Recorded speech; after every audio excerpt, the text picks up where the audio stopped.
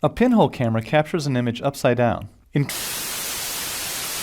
y a un élément que je ne vais pas parler, c'est finalement ce qui se passe ici, dans la barre qui se trouve en haut. On a vu tout ce qui est File, Edit, Window, etc. On n'a pas étudié cette barre qui se trouve ici, qui comporte des éléments qui sont très intéressants. Le premier dont on peut parler, finalement, c'est le système de sauvegarde. Système de sauvegarde qui sauvegardera, comme on peut le voir dans la bulle, uniquement notre level. Si je fais ça, je vais enregistrer mon level, mais je ne vais pas enregistrer ce qui se passe dans mon Content Browser ou Drawer. Petit rappel, là on est en Content Drawer, là on passe en Content Browser. Si je dock, si je ferme, je repasse en Content Drawer. Donc ça n'enregistrera que ma scène, qui actuellement s'appelle la Third Person Map, qui finalement a le template qu'on a téléchargé quand on a démarré notre projet. Si je passe à côté, j'ai le mode de sélection. Le mode de sélection, il va modeler votre Unreal par rapport à certains modes. Si je clique ici, je vais pouvoir finalement faire apparaître différents modes. Mode de sélection, donc c'est lequel où je suis actuellement. On voit d'ailleurs de toute façon sélection mode. Si je passe en mode landscape, on voit que mon Unreal a grisé énormément de choses dans mon outliner. Mon outliner, c'est la fenêtre qui rassemble tous mes objets. Finalement, ici, vous voyez, même si je clique, il n'y a rien qui va se passer. Quand je sélectionne un mode, en fait, c'est pour travailler uniquement dans ce mode. Le mode Landscape, ça va me permettre, même si on viendra l'étudier par la suite, ça va me permettre de créer un terrain. Si je passe en mode Foliage, ce mode, encore une fois, on voit qu'il m'a grisé énormément de choses. D'ailleurs, tous mes éléments qui se trouvent dans mon outliner. Pourquoi ? Parce qu'encore une fois, des modes, c'est fait pour se concentrer uniquement sur ces modes. Donc le mode Foliage, c'est fait pour peindre de la nature. On verra par la suite qu'on peut peindre autre chose que de la nature. On peut peindre tout et n'importe quoi sur l'Unreal. Pas forcément d'ailleurs sur des landscapes. Je peux peindre des objets directement sur d'autres objets. On a le mode Mesh Paint qui me sert à peindre sur des objets. Donc ça va être très dépendant du nombre de polygones ou de vertex que vous aurez sur vos objets. On a le mode Modeling qui me sert à faire de la modélisation. Alors attention avec ça, même s'il est devenu extrêmement performant, l'Unreal n'est pas un logiciel comme 3ds Max, Blender, Maya, etc., etc. Mais encore une fois, il est de plus en plus performant. On peut vraiment faire des choses très intéressantes avec, sans passer par ces logiciels que je vous ai cités juste avant. Ça sert, j'ai tendance à l'utiliser moi pour faire ce qu'on appelle du level design, du block-out, c'est-à-dire finalement poser des objets, des boîtes, etc. Même pas forcément que des boîtes, des trucs un peu plus compliqués, pour commencer à finalement avoir une pré-version jouable de son niveau pour savoir est-ce qu'il est intéressant, est-ce que ça fonctionne pas. Et après, j'ai tendance à partir sur ces block-outs, ces level design, pour aller sur d'autres logiciels comme 3ds Max, moi c'est ceux que j'utilise, mais Blender, Maya, etc., pour fabriquer vraiment des objets plus complexes. Je continue l'exploration des modes. Nous avons le mode fracture. Le mode fracture, c'est vraiment pour exploser les objets. Par exemple, si vous avez un jeu, quand vous tirez sur un mur, ça doit avoir un impact sur le mur. On voit qu'il y a des morceaux il y a des morceaux qui sautent, des morceaux qui se cassent, qui se brisent ou quoi que ce soit. Ça va se faire avec le mode fracture. Le mode Brush Editing, ça c'est un mode qui me permet finalement de pouvoir éditer des brushes, on verra ça par la suite. Et le mode animation, ça c'est un mode qui me permet de faire des animations assez simplement. On ne va pas faire des animations extrêmement complexes de personnages directement ici, ça sert pour d'autres choses, mais voilà, on peut corriger des choses dans notre animation, etc. Encore une fois, ces animations, on les fera sur d'autres logiciels que l'Unreal. Si par exemple je retourne au mode landscape, comme je vous disais, quand on est dans un mode, c'est uniquement pour se concentrer sur ce mode. Si je veux retourner finalement à mon mode d'édition de mes objets, bouger mes objets, etc., il faut dans ce cas-là que je rebascule un mode sélection. Donc finalement, on bascule énormément souvent entre tous ces modes. Mais vous voyez par exemple, si je fais Shift 1, je suis en mode sélection, Shift 2, je suis en mode Mesh Paint, 3, Landscape, 4, Foliage, 5, Brush Editings. Et si je veux retourner au mode sélection, je peux faire Shift 1 ou alors sélectionner le mode sélection. C'est la même chose. On continue notre exploration de cette partie de notre interface. On a cette icône qui est très utile, le petit cube avec le plus. C'est une icône finalement, ça va me permettre de faire apparaître un menu pour intégrer des choses que l'Unreal a déjà intégrées dans son moteur. On voit que... Alors on ne va pas parler des éléments qui sont au-dessus. On va passer directement au Place Sector. On voit qu'on a des éléments basiques. On peut créer... Alors ça, c'est plus des raccourcis, j'ai presque envie de dire. Des raccourcis de choses qu'on va retrouver dans d'autres menus, mais que Unreal a estimé être très utiles. On a pour les acteurs, les personnages, les apparitions, les lumières, en tout cas la point light, où c'est que mon personnage, je veux qu'il commence, etc., etc. On viendra en étudier par la suite. On essaiera de faire un tour assez global. Encore une fois, pour l'instant, je ne vais pas rentrer dans ces détails. On continue à un petit peu explorer l'interface. Tout ce qui est lumière, ça va me regrouper mes lumières que je peux intégrer dans l'Unreal.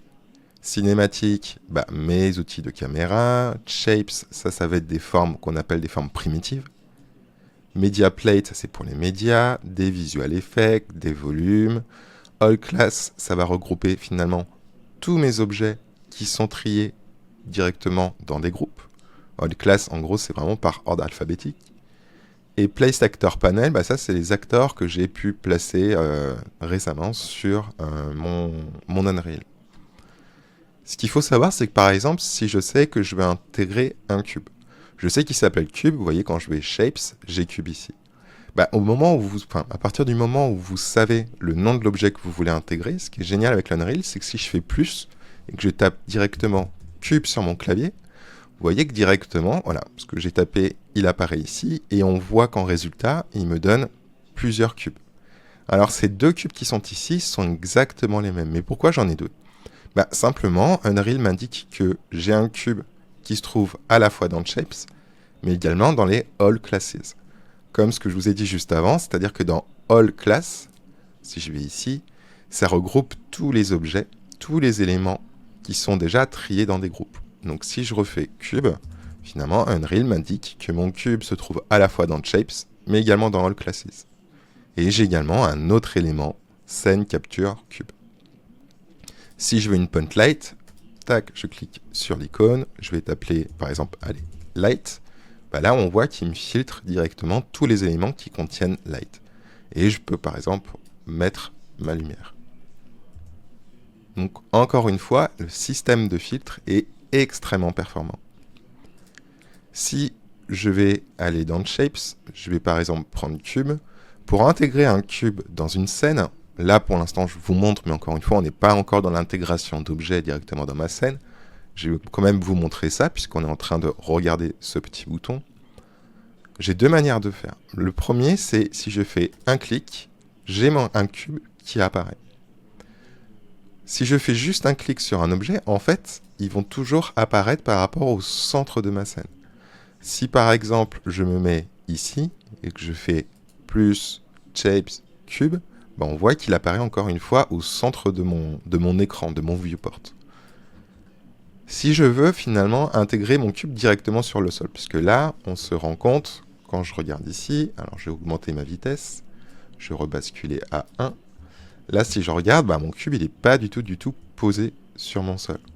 Faire un clic dans un élément qui se trouve dans le petit plus, qui est mon Quickly Add to the Project, je ne vais jamais pouvoir le poser directement où je le souhaite. Ce sera toujours, encore une fois, au centre de mon viewport. Si je veux que mon cube il soit placé à peu près où je le souhaite, et surtout sur le sol qui se trouve ici, dans ce cas-là, je ne vais pas faire un clic, je vais faire un bouton gauche appuyé, et je vais venir le drag and dropper dans ma scène. Et là, vous voyez directement, tant que je n'ai pas lâché mon cube, on voit mon cube qui va se poser sur des objets. Alors, ça va se poser sur des objets qui ont ce qu'on appelle des collisions.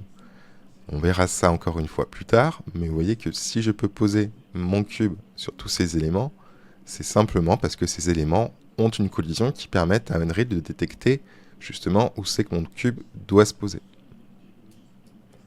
Autre élément intéressant qu'on peut parler maintenant, c'est qu'on voit que mon cube il s'est posé à la moitié. Moi, ce que j'aurais aimé, c'est qu'il se pose directement ici. Il se pose à la moitié, pourquoi ? Tout simplement, on va en revenir avec notre pivot ou notre gizmo. C'est important quand vous ferez des objets en 3D, que vous importerez sur Unreal, d'avoir un bon placement de pivot. Si je voulais par exemple que mon cube, je puisse le poser directement ainsi, il faudrait que mon pivot ne soit pas au centre de mon cube, mais qu'il soit au niveau du sol de mon cube, au niveau du bas de mon cube. Donc là, c'est tout à fait normal que mon cube s'insère ainsi. En gros, c'est le placement qu'on va faire par rapport au pivot. On viendra utiliser tous ces menus de toute façon au fur et à mesure. On viendra regarder un peu ces boutons, qu'est-ce que c'est que Quixel, etc., etc. Mais pour l'instant, on continue encore une fois l'exploration.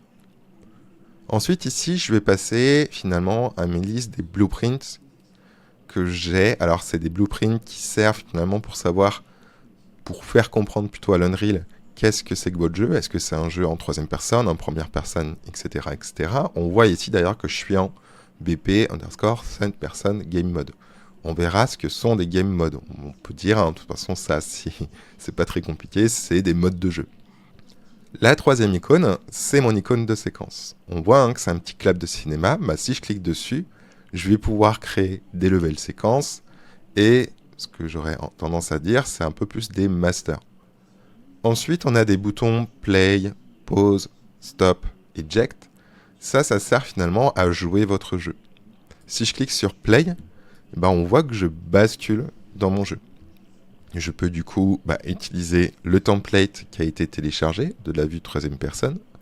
Et je vais pouvoir comme ça, tester des choses, bouger. On voit qu'il y a de la physique, certains objets. Là, j'en ai pas mis.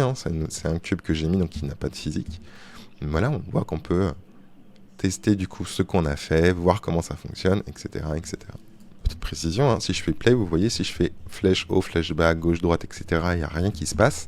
Attention, il faut juste faire un clic gauche ou droit dans votre viewport et ça indique à Unreal que oui, vous voulez jouer votre jeu. Si je fais échappe, je sors de mon jeu.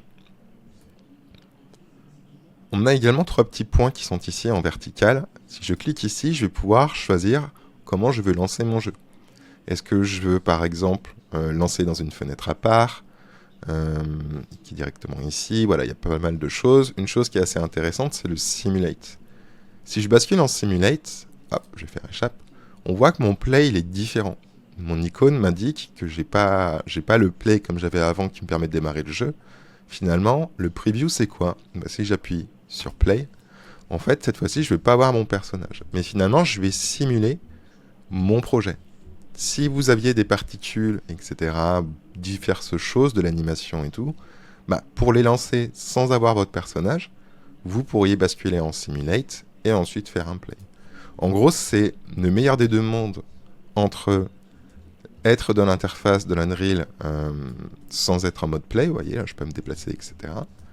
Mais également simuler toutes les choses que vous avez intégrées dans votre monde. C'est très pratique quand on crée notre projet, notre jeu ou autre. Moi je vais refaire bouton droit, les 3 petits points, et je vais sélectionner Select Viewport.